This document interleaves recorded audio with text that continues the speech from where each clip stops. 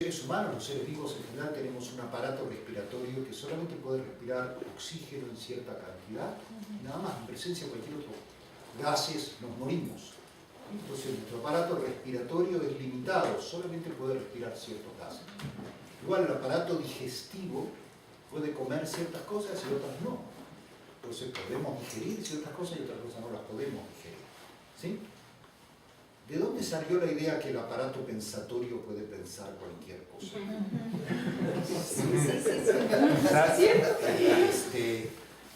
Y eso lo dice Chomsky y yo digo, wow, no se me ha ocurrido esa idea. Entonces creo que va en esa dirección, ¿no? Digo, bueno, sí, pensamos lo que pensamos. Y hasta ahí, eso es lo que nos sale. Pero creo que eso, bueno, nos pone, ¿no? Es decir, el otro día, ¿no fue? El miércoles, mi profesor de Tai Chi contaba que estuvo en Francia, en estas grutas, donde están estas pinturas prehistóricas, que tienen como 20.000 años, ¿no? Y de hecho, como dice que durante 6.000 años estuvieron pintando. De hecho, la gruta original no se puede visitar, pero dicen que hizo una preciosa al lado con una reproducción que está buenísima y muy conmovedora, ¿no? Y mi pregunta es, bueno, que de veras entendemos mucho más que esos señores que pintaban las paredes de vacas, búfalos, ¿no? Hace 14.000, 20.000 años, ¿no? Y yo sé que siempre tenemos la fantasía de que sí, pero mi impresión personal no estamos entendiendo. Digamos, tenemos unos recursos técnicos muy simpáticos, pero de ahí a que entendamos más no me queda muy claro, ¿no? Es decir, de hecho, viendo los efectos de nuestras acciones sobre unos, sobre nosotros mismos, sobre nuestros congéneres, sobre el resto de las especies, diría que hemos aumentado nuestro nivel de malignidad en el planeta. Entonces es complicado, ¿sí? Entonces eso va por ese lado, no sé más. Pero digamos, yo creo que claramente pensamos lo que podemos pensar, lo que no podemos pensar seguro que no lo pensamos. Y respecto de lo otro, a ver, hay colegas que son expertos en eso. De hecho, en el Instituto de Física hay un colega que habla de la termodinámica del origen de la vida y tiene teorías. Yo sé que él trabaja en eso, no sé de eso, pero entiendo que hay algunas ideas. O sea, sí hay algunos cálculos que dicen si cierta, por ejemplo, si la constante de gravitación fuera un poco diferente, entonces el universo se hubiera expandido con la gran explosión, pero se hubiera regresado más rápido y no hubiera dado lugar a los 13.700 millones de años, pues la vida tardó mucho en desarrollarse, ¿no? Es decir, la vida necesita estrellas de segunda generación, porque para la vida se necesitan ciertos metales pesados y materiales que ocurren en las explosiones de las supernovas. Entonces, y eso toma algunos miles de millones de años. O sea, la idea es que el Sol se formó, es decir, ya bastante tarde en la historia del universo, ¿no? De esos 13.700, el Sol tiene menos de 5.000, ¿no? 4.700. Y entonces, y luego en la Tierra, probablemente la vida empezó muy, muy pronto. Es decir, de estos 4.500 millones de años, probablemente a los 4.000 empezaron a aparecer formas probióticas, pero hasta llegar a nosotros pues tomó un rato, ¿no? Formó 4.000 millones de años. Entonces está lo que llaman el principio antrópico, que es, estamos acá, este es el universo, si las cosas no fueran como son, no estaríamos acá. ¿Sí? Ahora, entonces ahí depende de las miradas, ¿no? Entonces, digamos, está desde la gente esta tecnológica, de bueno, las cosas son así para que nosotros estemos acá, ¿no? Esa es la visión, el centro del universo está aquí, ¿no? Lo más importante, toda la historia del universo ha ocurrido para que yo esté aquí sentado con ustedes. ¿Sí? Esa es una visión, ¿sí? Hay otra que dice, pues mira qué notable, qué accidente, ¿no? ¿Existirán otros universos posibles donde las cosas serán diferentes y no se da la vida? También puede ser, ¿sí? Pareciera que al menos en la Tierra la vida es algo que ocurre por todos lados, desde los hielos de los polos hasta los desiertos, ¿no? Si tengo un colega que estudia restos de vida con esta misión Curiosity que ha ido encontrando vestigios probablemente de sistemas orgánicos, probablemente de seres vivos en Marte. él diseñó una parte de los aparatos que están en el aparato de Curiosity al explorando Marte, y él, buscando en la Tierra zonas afines donde no haya vestigios de vida, es muy difícil encontrar en la superficie de la Tierra algún rinconcito. Es decir, la vida tiende a aparecer por todos lados. ¿Sí? Entonces se ve que es un fenómeno que aparece por todos lados. ¿Sí? Por otro lado, tengo otros amigos muy cercanos que estudian las ciencias de la complejidad, y ahí hablan de lo que llaman de los fenómenos emergentes. ¿Sí? Y los fenómenos emergentes quiere decir, una casa no es una pila de ladrillos, ¿no? Ladrillo, concreto, no. Sí, yo puedo tener tabiques, concreto, varillas, y eso no hace una casa. Y el hecho de que eso acomodado de cierta forma sea una casa es una propiedad emergente. No está en los tabiques, no está en las varillas, no está en el cemento. Es algo que ocurre en un nivel de complejidad diferente, ¿no? Entonces, hasta donde entiendo, la química se basa en los átomos que forman moléculas. Entonces sí se basa en la física y la física cuántica, pero tiene leyes propias que son emergentes. Y la biología se basa en la química, los objetos, las células y todo eso están hechas de moléculas, nadie imagina que estén hechos de ninguna otra cosa. Pero la vida es una propiedad emergente. ¿Sí? Es algo que ocurre con todo eso cuando eso se organiza de cierta manera. Y las propiedades emergentes no están en las componentes, está, ¿no? Es como esto, es decir, esta plática está ocurriendo porque estamos aquí todos juntos, ¿no? Y tiene que pasar algo, y es algo emergente, es algo que ocurre y que requiere que estemos acá, pero no alcanza con que estemos acá, tiene que pasar algo más, ¿sí? ¿Y por qué emergen estas cosas? ¿No? Es decir, en cada nivel. Entonces, digamos, sí hay, digamos, en todos lados, ¿no? Existen colegas, personas que piensan que ellos van a tener la respuesta de todo. ¿Sí? Entonces, hasta se le puso un nombre en la teoría del todo, the theory of everything. ¿Sí? También hay gente que sueña con eso. En todas las culturas, en todas las tradiciones ha habido gente que ha tratado de tener visiones que expliquen todo, ¿no? Pero, es decir, mi entendimiento y hasta donde veo lo que hacen los colegas que trabajan con ciencia de la complejidad, es decir, no, a ver, una cosa son los tabiques y otra cosa es lo que construimos con los tabiques, ¿no? Entonces, y yo veo cuando se juntan a estudiar problemas, no pretenden que con la física van a explicar la química, ni que con la química van a explicar la biología, ni que con la biología van a explicar al ser humano, ¿no? Entonces, cada una tiene, y entonces, ¿qué hacen? Se juntan especialistas de todas las áreas, hacen un esfuerzo brutal para tratar de comunicarse, lo que terminan haciendo esencialmente es un acto de fe. Es decir, realmente, es decir, lo que dicen es, bueno, acá confiamos en que cada uno de veras entiende de eso de lo que está hablando. Y operamos como si de veras cada uno de los que está acá en su pedazo de veras sabe algo, entiende. Y operamos todos juntos a ver si podemos encontrar alguna propuesta, alguna solución a algún problema. ¿Sí? Pero ni siquiera hay un intento de tener consistencia en los discursos ni nada. ¿Sí? Cada uno tiene conocimientos diferentes, ninguno de esos conocimientos alcanza para explicar los problemas interesantes, los problemas importantes. Tenemos que trabajar juntos, tenemos idiomas diferentes y tenemos que confiar unos en los otros. ¿Sí? Hasta donde entiendo, esas son las reglas como básicas de la operación en las comunidades que trabajan en la ciencia de la complejidad. ¿Sí? Y así funciona, ¿no? Entonces cada uno aporta algo y el otro cree que esa persona lo hizo técnicamente de forma correcta y que él lo puede usar e interpretarlo desde su lado, ¿no?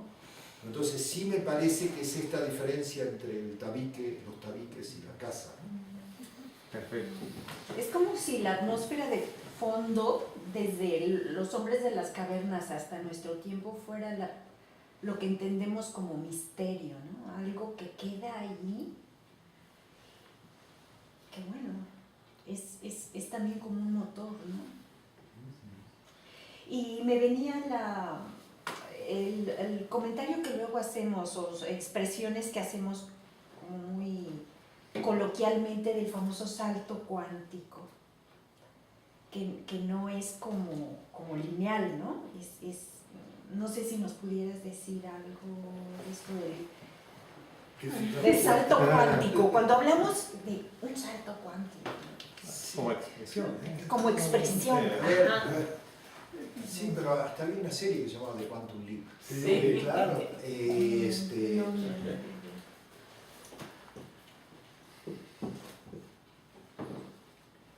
Cuando describimos los procesos que ocurren a nivel microscópico, porque describimos que son una variedad gigantesca, o sea, la mecánica cuántica se explica de una área enorme de sistemas diferentes, solo podemos hablar de probabilidades.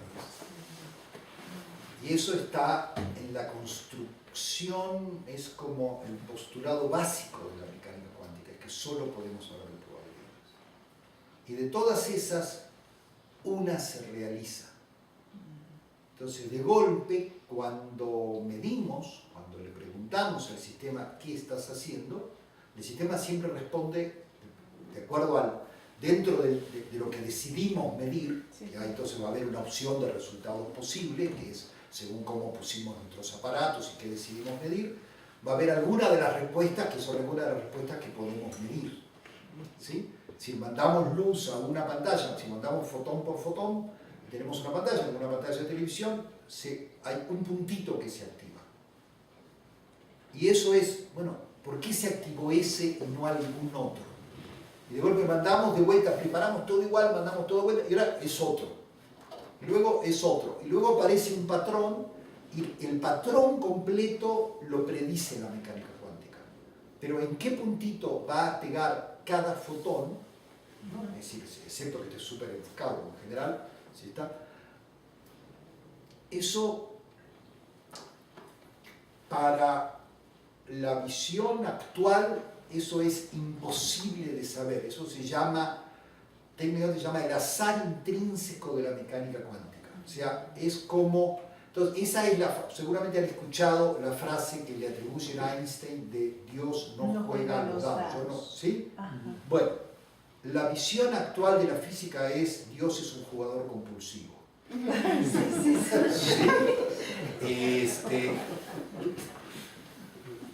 Y eso, ¿no? Entonces, o sea, uno prepara el sistema y hay como una infinidad de posibilidades, literalmente. Y de golpe, pero estos objetos cuando los detectamos siempre en un resultado, en una posición, por ejemplo, ¿sí? ¿Y qué pasó? ¿Por qué es eso? ¿Sí? Y ahí hay desde un enorme debate, incluso filosófico, ¿no? De, bueno, sí se puede o no se puede saber lo que pasó antes, ¿no? Y hay un montón de resultados que dicen esencialmente no. Es decir, esta cosa está en todas las opciones hasta que mido. Y cuando mido, ¡pac!, se manifiesta en una. Entonces ahí vienen un montón de historias de las cuales seguramente también han escuchado hablar, de los múltiples mundos, los múltiples universos, el hermoso, los paralelos, ¿no? Los universos paralelos, el hermoso cuento de Borges del jardín de los senderos que se bifurcan. Si Borges está a mediados del siglo pasado, hubo cantidad de artistas que se inspiraron en estos debates para hacer un montón de producciones artísticas diferentes, ¿sí? Entonces el jardín de los senderos que se bifurcan alude como a cómo es este mundo, ¿no? Si están los universos paralelos. Y entonces, a ver, esto pasa, o sea, uno prepara el sistema y de golpe cuando mido, es decir, de hecho eso es, el fotón es esa cosa que pasa, que es cuando tengo luz de muy muy baja intensidad que solo en un puntito se va a manifestar, en un píxel de la pantalla, ¿sí? De los muchos, y si repito todo exactamente igual, ahora va a otro lado, ¿no? Dentro de una distribución que puedo predecir, que puedo controlar muy bien, pero dentro de esa distribución, ¿dónde va a caer? ¿Sí? Entonces pareciera que hay como una lotería cuántica. De hecho, la famosa seguridad que les decía en las comunicaciones está basada en eso. Está basada en que es imposible predecir cómo se va a comportar un fotón, ¿sí? Digamos, excepto que lo prepare en un estado y lo mida exactamente, bueno, sigues estando ahí, pero decir que sí. ¿Sí? Pero si le hace cualquier otra pregunta un poquito más amplia, se va a comportar al azar, ¿sí? Entonces, esto tiene desde un montón de preguntas filosóficas muy fundamentales hasta un montón de usos tecnológicos. Entonces, ¿por qué pasa? Nadie sabe, eso desde el punto de vista de la física cuántica es un postulado fundamental y que así pasa. Hay un montón de gente que sigue buscando 90 años después explicaciones alternativas. Esto es justo es eso cuando yo les decía que la mitad de los padres de la mecánica cuántica repudiaron a su hijo, justo esta es la parte que repudiaron. Pero esto es la construcción más fundamental de la mecánica cuántica. Es decir, esto está en el corazón y se usa.